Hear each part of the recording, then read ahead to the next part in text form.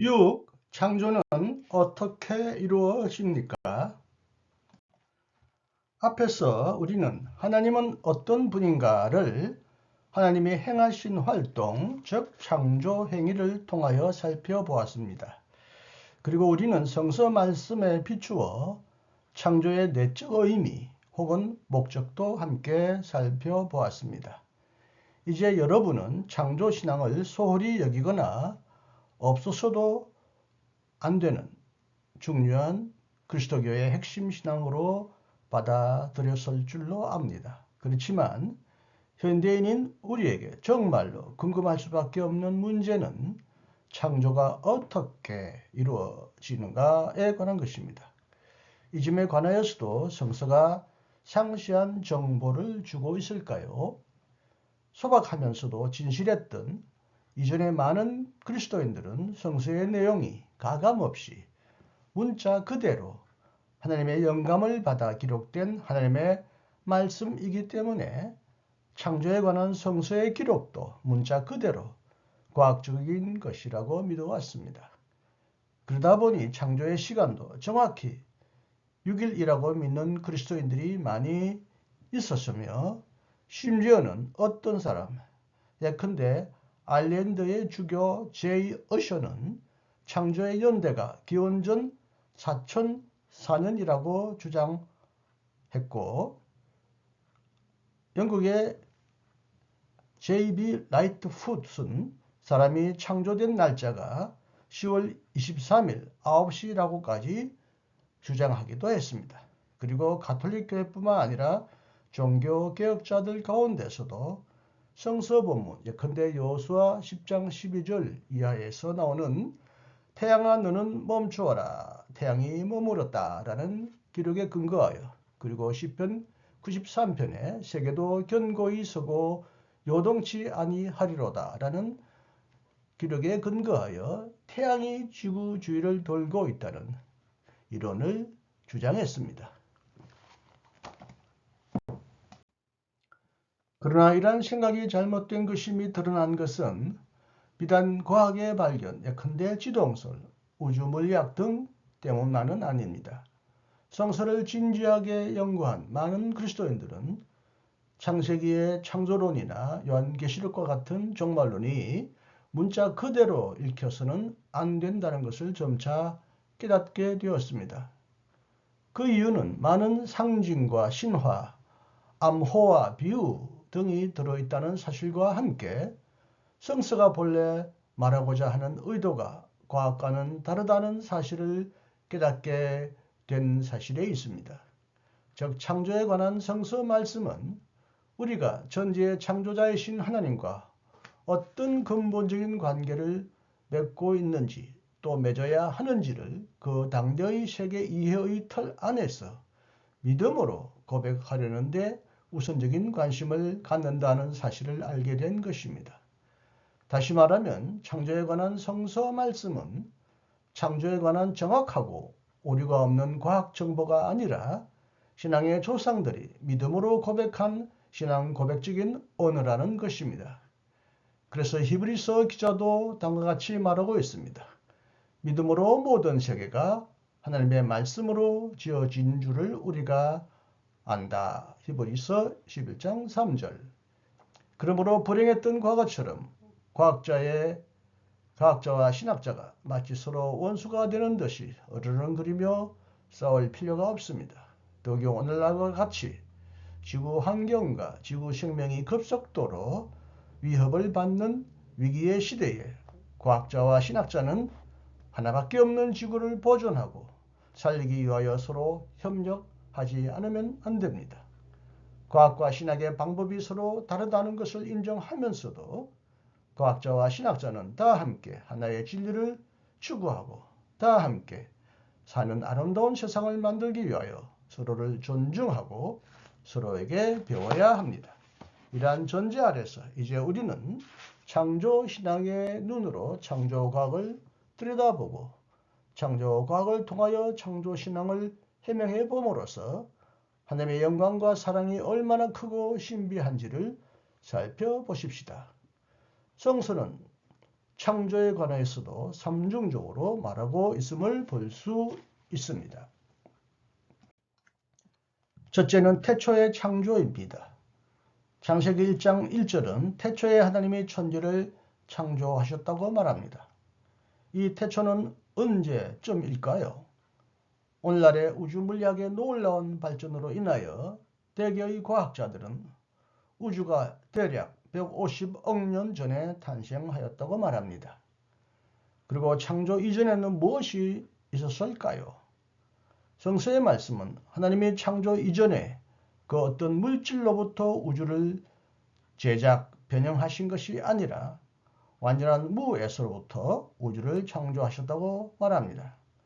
성서에서 하나님의 창조 행위를 표현할 때 사용되는 용어 바라, 창조하다라는 이 바라는 아무런 재료가 없는 물로부터의 창조를 지시합니다.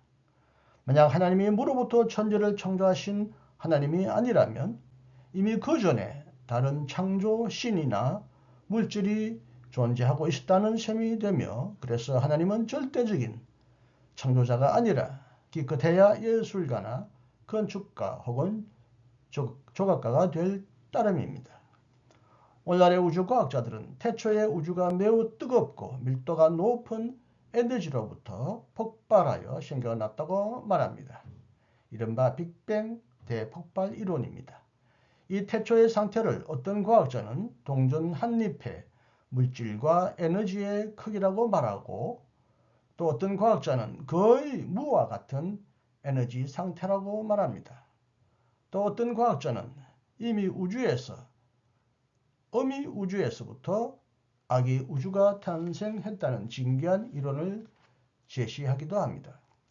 그러므로 현대 우주물리학이 성서의 무로부터의 창조 신앙을 완벽히 입증해 주는 것은 아닙니다. 그렇지만 현대 물리학이 성서가 말하는 시작이 있는 우주와 같은 우주관을 말한다는 것은 흥미롭습니다. 그런데 과학자들에 의하면 시간과 공간이 우주 탄생 이전에는 존재하지 않다가 우주 탄생과 동시에 생겨났다고 합니다. 이 점은 신학자들의 견해와 일치합니다. 아고스티누스는 하나님을 시간과 공간의 창조주라고 말하였습니다. 만약 하나님이 시간과 공간의 창조자가 아니라 그 어느 시점에 어느 공간 안에 우주를 창조하셨다고 말한다면 이 창조자는 절대적인 하나님이 아닌 셈입니다. 즉 하나님은 시간과 공간에 제약되는 셈입니다. 하나님은 시간과 공간 너머에 계신 분, 즉 영존하시는 하나님입니다. 과학자들은 우주 탄생과 더불어 시간과 공간도 탄생되었다는 사실을 설명하기 위하여 빵이나 풍선의 예를 듭니다. 즉 밀가루 반죽에 일정한 간격으로 건포도를 넣어 만든 빵을 불에 굽는다고 상상해 봅시다. 이때 빵이 불어나듯이 공간도 불어났고 건포도의 간격이 커지듯이 별들의 간격도 커졌다는 것입니다. 또는 풍선에 일정한 간격으로 점을 찍어 놓고 바람을 불어 넣어 부풀린다고 상상해 봅시다. 이때 풍선이 커지듯이 우주 공간도 커졌으며 점들의 간격처럼 어느 개의 별들도 서로 멀어졌다는 것입니다. 하나의 빵 외에 다른 빵이 없듯이, 하나의 풍선 외에 또 다른 풍선이 없듯이 창조된 공간 밖에 또 다른 공간은 없다는 것입니다. 그리고 시간도 공간처럼 창조와 동시에 생겨났다는 것입니다. 그러므로 우주가 얼마나 큰 공간 안에서 창조되었을까를 묻는 것과 마찬가지로 150억 년 이전에는 무엇이 있었을까라고 묻는 것도 역시 어리석은 질문이라는 것입니다. 여하튼 우리는 성서적으로 그리고 과학적으로도 태초에 약 150억 년 전에 하나님이 우로부터 우주, 즉 시간과 공간과 물질을 창조하셨다라고 고백해야 옳습니다. 하나님은 왜 하필 이런 우주를 만드셨을까요? 하나님은 왜 지금과 다른 우주를 만드시지 않았을까요? 이런 우주가 생겨난 것은 필연일까요? 아니면 우연일까요? 아니면 조물주 하나님의 선택일까요? 아니면 하나님의 씨름일까요? 아니면 아인슈타인이 말하듯이 주사위 놀이가 아니라고 말했듯이 하나의 주사위 놀이일까요? 과학자들은 이런저런 궁리를 하지만 아무도 이를 과학적으로 입증하지는 못합니다. 오직 하나님만이 아실 따름입니다. 단지 우리 그리스도인은 하나님이 자유로이 그러나 사랑으로 가장 아름다운 우주를 창조하셨다고 믿습니다. 창세기란 이 우주가 하나님이 보시기에 좋았다고 7번이나 말합니다. 둘째는 계속적 창조입니다. 성서는 우주 창조가 한순간에 송두리째 완성된 채 이루어졌다고 말하지 않습니다. 창조는 긴 시간을 요구하는 계속적인 과정입니다. 창세기가 말하는 하루, 욤은 히브리어로 긴 연대기로도 생각할 수 있습니다. 그리고 오늘날의 과학도 앞에서 말한 대로 지금까지의 우주의 생성기간을 약 150억 년 내외로 잡고 있으며 우주가 앞으로도 얼마나 오랫동안 팽창하고 변화할지 관해서도 견해가 서로 엇갈리고 있습니다. 결정적으로 중요한 사실은 우주가 계속 재창조되고 있다는 사실입니다. 대폭발 이후 10-12초까지 대팽창이 이루어졌고 팽창 이후 약 10-5초에 양자와 중성자 등이 생겨났고 10-2초에 이성의 핵 합성이 끝났고 30만 년 전 후에 우주가 투명하게 되고 방사선이 나왔으며 10억 년이 되어서야 비로소 최초의 은하계가 출현했고 150억 년이 지나서 지금의 우주가 생겨났다는 것입니다. 그러나 하나님을 믿지 않는 대개의 과학자들은 우주의 계속적인 생성과 진화의 과정을 설명할 때 하나님이라는 작업가설을 전혀 동원할 필요를 느끼지 않고도 과학적으로 수학적으로 이를 설명할 수 있다고 봅니다. 즉 더 이상 초월적인 하나님의 개입이 없어도 우주는 우연히 혹은 필연적으로 생성하고 발전해 나간다는 것입니다.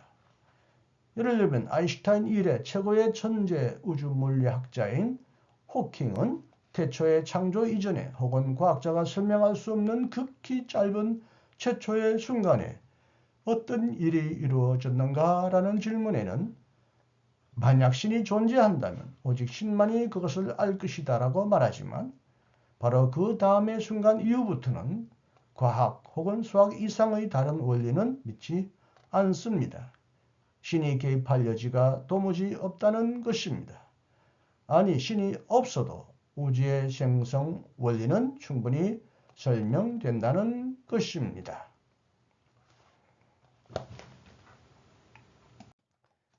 이런 과학자들에게 우리 그리스도인은 무엇을 말해야 할까요? 물론 우리 그리스도인들도 우주 창조 이전으로 되돌아가거나 우주 바깥으로 나아가서 하나님의 존재를 증명할 수 없으며 우주 안에서도 하나님의 존재를 찾아서 그들에게 명백히 보여줄 수는 없습니다.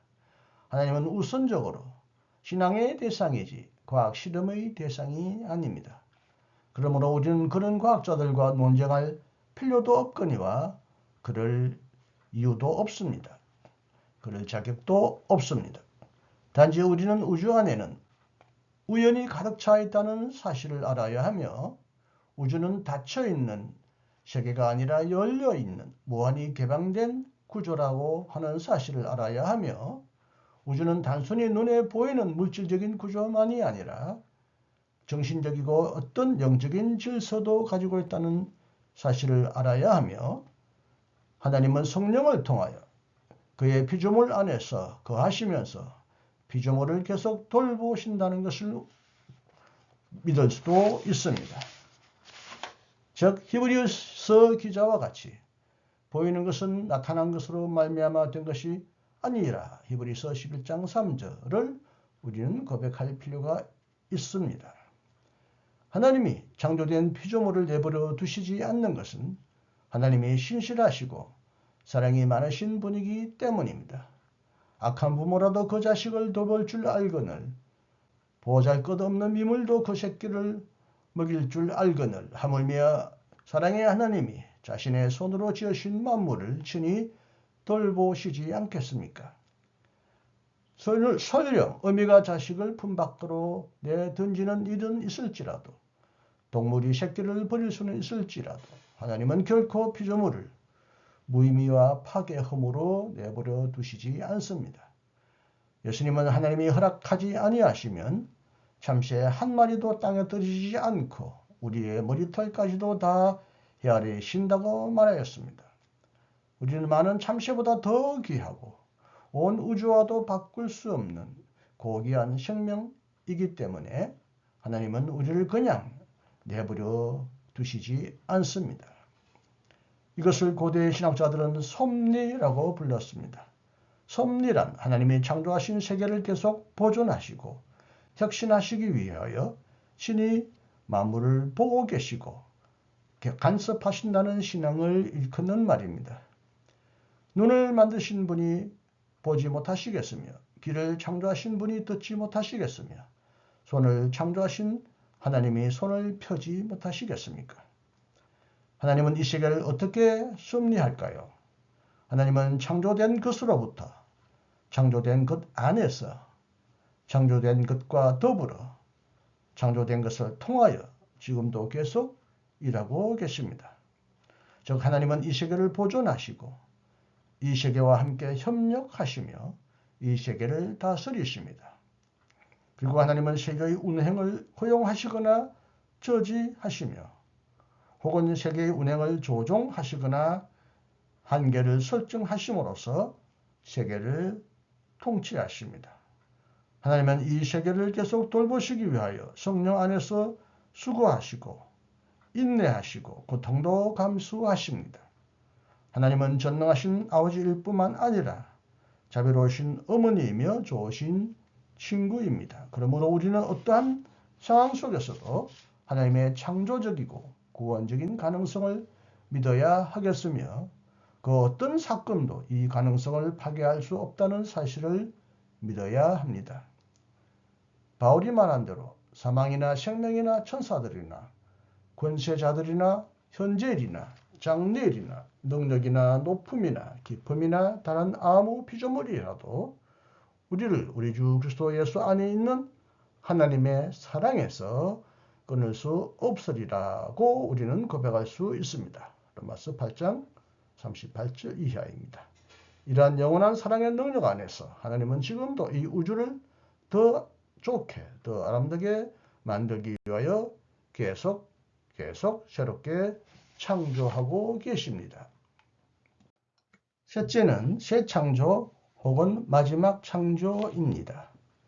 이 우주의 시작이 있다면 끝, 종말도 있을 것이라고 믿는 사람들이 많이 있습니다. 출발점이 있다면 목표 지점도 있는 것이 자연스러운 일일 것입니다. 하나님이 처음 창조하신 우주, 계속 창조하시는 우주는 어디를 향하여 가고 있을까요? 성서는 이를 하나님의 나라라고 말하고 있습니다. 하나님은 이 우주가 천국으로 변하기를 원하십니다. 만물을 새롭게 하시기 위하여 그리고 더 이상 죽음도 없고 슬픔도 없고 울부짖음도 고통도 없는 새 하늘과 새 땅, 요한계시록 21장 1절 이하 새 하늘과 새 땅을 만드시기 위하여 하나님은 지금도 창조하고 계십니다. 과학자들은 이 우주의 마지막을 어떻게 보고 있을까요? 약 150억 년 후에 우주가 완전한 무에너지의 정지 상태로 멈출 것이다. 즉 우주가 죽음의 상태로 종말을 고할 것이라고 생각하는 과학자들이 있는가 하면 우주가 끝없이 계속 팽창해 나갈 것이라고 생각하는 과학자들도 있으며 많은 과학자들은 우주의 팽창이 어느 시기에는 정지하고 다시 수축하여 원 상태로 되돌아가서 또다시 폭발할 것이라고 생각하기도 합니다. 이것은 성서가 말하는 새 창조, 마지막 창조일까요? 성서는 과학적인 관찰의 결과로 우주의 종말을 선포하지는 않습니다. 오히려 성서는 지구의 징조와 예수 그리스도의 재림에 맞추어 이 우주의 종말을 예고합니다. 그러므로 종말 혹은 마지막 창조의 시점을 지나치게 과학적으로 믿을 필요는 없습니다. 만약 지구 하나만을 생각한다면 지구 환경의 대격변이나 생태계의 완전한 파괴나 핵폭발이나 혹성 충돌 등의 과정으로 인하여 지구나 지구 생명이 종말을 맞이할 수도 있겠지만 중요한 것은 과학적인 정보나 예보 못지않게 우주의 창조자와 섭리자가 되신 하나님의 뜻입니다. 하나님은 우주의 심판자이기도 하시므로 언제든지 우주를 끝장내실 수도 있습니다. 그러나 하나님은 자비로우신 분이므로 이 우주의 마지막까지 오래 참으시고 보존하고 이 우주를 계속 지켜보시며 당신의 뜻을 따라 섭리하실 것입니다. 중요한 것은 비록 고통과 고난이 따르더라도 결국 이 세계는 하나님의 나라, 영광의 나라로 변모할 것이라는 믿음입니다. 이것은 하나님의 약속입니다. 그러므로 우리는 늘 깨어 기도하며 알파와 오메가요, 처음이요 나중이요 시작과 끝이신 주 예수 그리스도가 속히 오시길 기다려 깨어 기다리며 기도하며 살아야 하겠습니다. 그래서 요한계시록 22장은 이렇게 말합니다. 마라나타, 주 예수여 어서 오시옵소서. 예수님이 영광 중에 이 땅에 오실 때 그때가 온 우주가 새로운 우주로 변모하여 우리는 영원한 새 하늘과 새 땅, 영원한 영광의 나라에 살게 될 것입니다. 끝까지 경청해 주셔서 감사합니다.